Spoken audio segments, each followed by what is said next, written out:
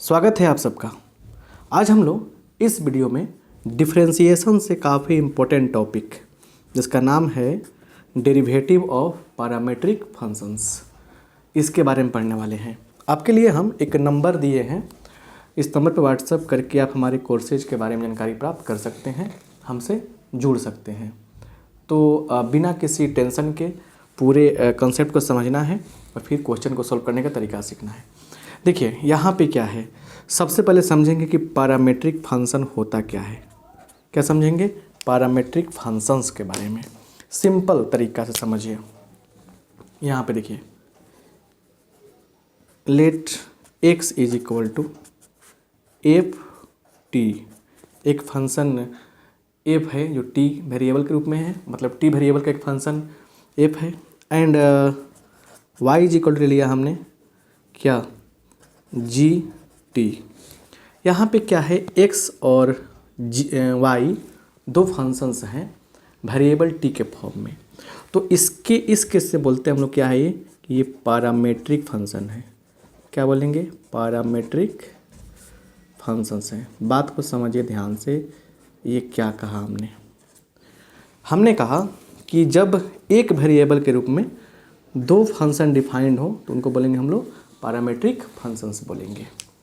समझ गए? अब यहाँ देखिए ध्यान से, क्या है कहानी। एग्जाम्पल के तौर पे देखिए, सारा खेल एग्जाम्पल का होता है ना। एग्जाम्पल के तौर पे देखिए, ऐसे दे दिया यहाँ पे x equal to a sine theta plus cos theta and y is equal to b cos theta minus sine theta.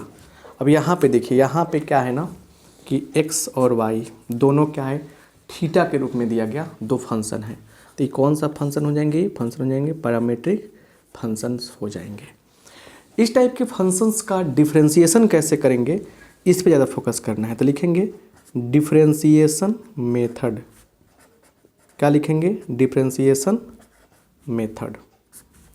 ये समझने वाली बात है। कैसे, उसको जानिए। x is equal to, let x is equal to क्या है, एफ टी है। देयरफॉर डी एक्स बाई, अब डी टी निकाल लेंगे। फंक्शन क्या है, t का है, तो t के रिस्पेक्ट में ही डिफ्रेंशिएशन होगा। तो ये हो जाएगा एफ डैश टी। अच्छा सुनिए ध्यान से यहाँ पे,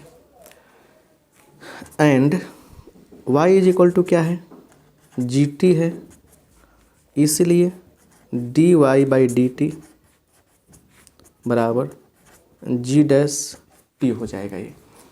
अब देखिए इतना निकालने के बाद यहाँ देखिए ध्यान से, एक बॉर्डर खींचते हैं हम, समझ रहे हैं ना।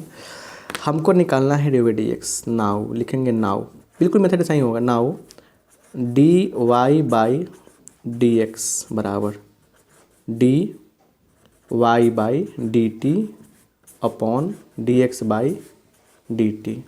इसको हम लोग ऐसे तो लिख सकते हैं ना।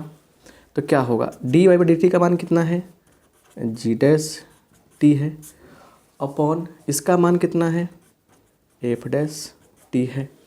अब इसका जो मान होगा वो आपका फाइनल आंसर होगा। हमको D Y by D X ही चाहिए था। अब इस चीज़ को हम लोग कैसे समझेंगे, एग्जाम्पल के तौर पे ये ज़्यादा मैटर करता है। आइए एग्जाम्पल देखा जाए। देखिए यहाँ पे एग्जाम्पल्स क्या है। एग्जाम्पल देखिए, यहाँ पे क्वेश्चन दे रखा है, क्या कह रहे कि फाइंड, मतलब निकाले d Y by D x if, यहाँ दे दिया है x is equal to 480 and y is equal to 380 square, ये दे दिया है। तो ये कैसे सोल्यूशन करते हैं हम, इस पे ध्यान देने वाली बात है। देखिए क्या है, x इज इक्वल टू क्या है, 480 है, इसलिए dx बटा dt क्या हो जाएगा, तो 4 एक कांस्टेंट है बाहर होगा, dt बाई dt निकालेंगे तो ये हो गया आपका 4a इंटू 1 मतलब 4a।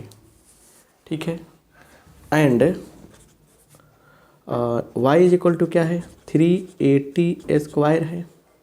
Therefore dy by dt बराबर क्या होगा 3at² बाई dt क्या होगा 3a, इसका देखिए क्या होगा 2t हो जाएगा, सीधे हो जाएगा ना। ये कितना हो गया, ये हो गया 6at, 6 अब हमको क्या चाहिए, हमको चाहिए डी बाई डी एक्स। हम लोग चाहें तो यहाँ भी हम लोग हटा सकते हैं ताकि सामने सामने दिखेगा। लिखेंगे now D Y by D x equal to क्या होगा, लिखिएगा d Y by D t d x by D t, ऐसे कर सकते हैं ना। इसका मान कितना है 680 है, बट्टा इसका मान कितना है, तो इसका मान आया है 4a आया है। कट जाएगा यहाँ पे तो क्या होगा, ए से कट गया 3/2t, क्या हो गया हमारा आंसर हो गया। तो मेरे कहने का मतलब है कि ऐसे बनाएंगे। एक एग्जाम्पल से कुछ समझ में नहीं आता है, समझ में है ना।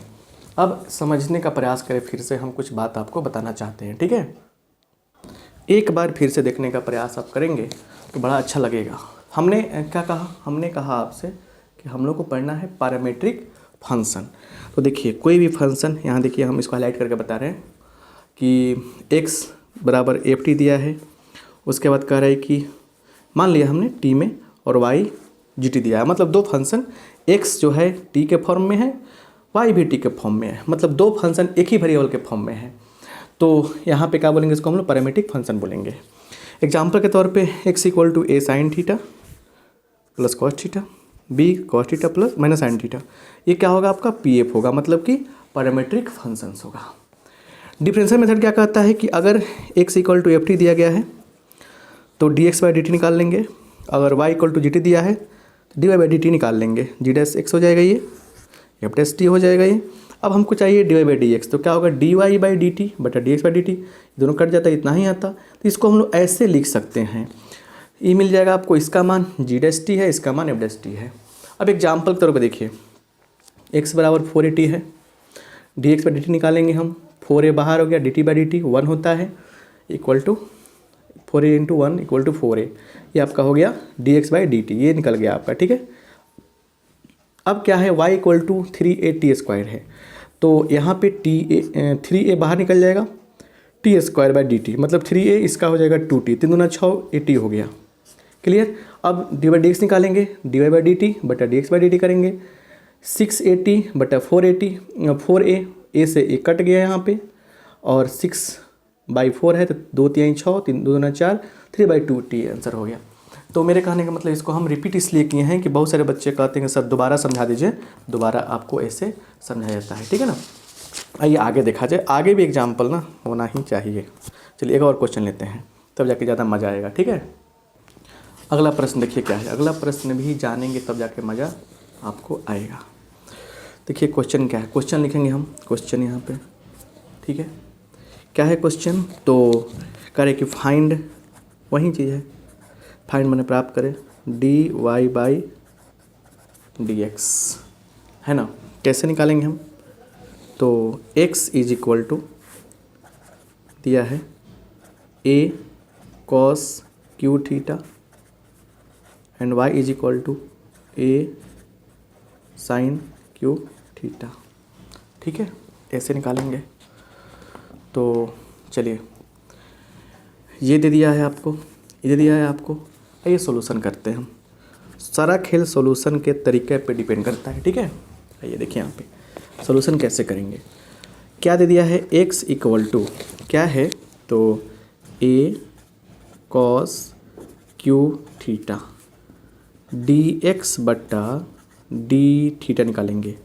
ये पैरामीट्रिक में है, कैसे पता चला, थीटा के फॉर्म में दोनों है कि नहीं है। यहाँ पे देखिए तो क्या होगा, ये हो जाएगा a बाहर हो जाएगा, d cos q theta by power के अंदर क्या है cos है, तो cos लग जाएगा यहाँ पे, into d cos theta by d theta. देखिए यहाँ पे तो a इसका कितना होगा 3 बाहर आएगा, cos square theta into minus sine theta, ये हो गया किसका मान डी एक्स बटा डी थीटा का, ठीक है। And y is equal to क्या है, तो a साइन क्यू थीटा, ठीक है। D Y by d theta क्या हो जाएगा, ठीक है।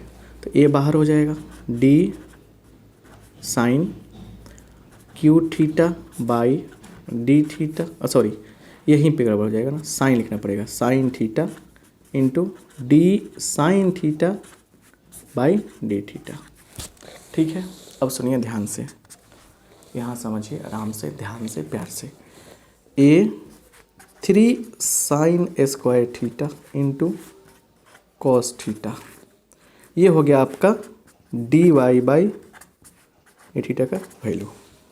अब हमारे पास थोड़ा गौर से देखिए, एक वैल्यू यहाँ पे है, एक वैल्यू यहाँ पे है। अब एक बॉर्डर लेंगे, ठीक है। अब क्या लिखेंगे, now D Y by D x क्या होगा, d Y by d theta by D x by d theta, ऐसे लिखेंगे। क्या हो जाएगा, इसका मान क्या होगा बताइए। इसका मान आया है A into 3 sine square theta into cos theta बटा कितना है, minus A into 3 into sine theta.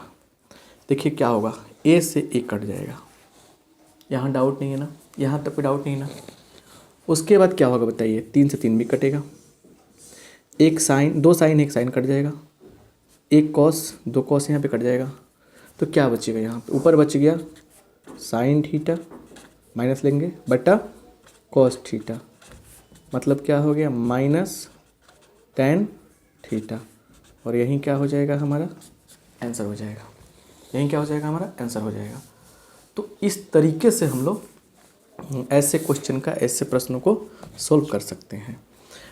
हम समझ पा रहे हैं कि आप अगर इतना चीज़ समझ गए होंगे तो आपके लिए बहुत ही प्यारा सा मतलब कि कॉन्सेप्ट है, ये बहुत ही अच्छा चीज़ है, अच्छा क्वेश्चन है, ठीक है ना। बहुत सारा चीज़ बना सकते हैं आप, ठीक है। और आपसे कहना चाहेंगे कि इस टाइप के जितने भी क्वेश्चन आपके सामने आएंगे उसको बनाने का प्रयास कीजिएगा। आपके लिए इसके एक तरीका है कि आप काम कीजिए, NCERT बुक लीजिए, NCERT बुक ले लीजिए और NCERT बुक में जाके एक्सरसाइज 5.6 का ऑल क्वेश्चन बनाइए और ये बहुत ही सुंदर तरीक़े से रिवाइज कीजिए, ठीक है ना, पूरा अच्छा रहेगा। अगर ये वीडियो अच्छा लगा है दोस्तों में शेयर कीजिएगा। आप सबका बहुत बहुत धन्यवाद, thank you so much, thank you.